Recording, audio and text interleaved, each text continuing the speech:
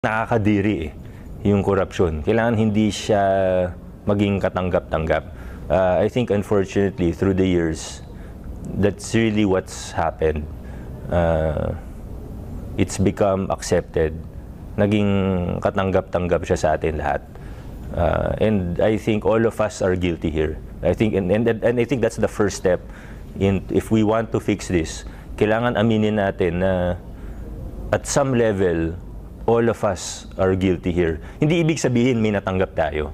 Pero ibig sabihin at some point hinayaan natin na pumayag tayo na naging perception natin or thinking natin na hindi, ganyan talaga. Pag politiko, talagang yayaman yan.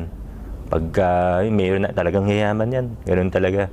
Parang naging accepted siya kahit magtanong tayo sa ordinaryong tao, mag-random survey ka, tanungin mo siguro, ang politiko ba yung mayaman?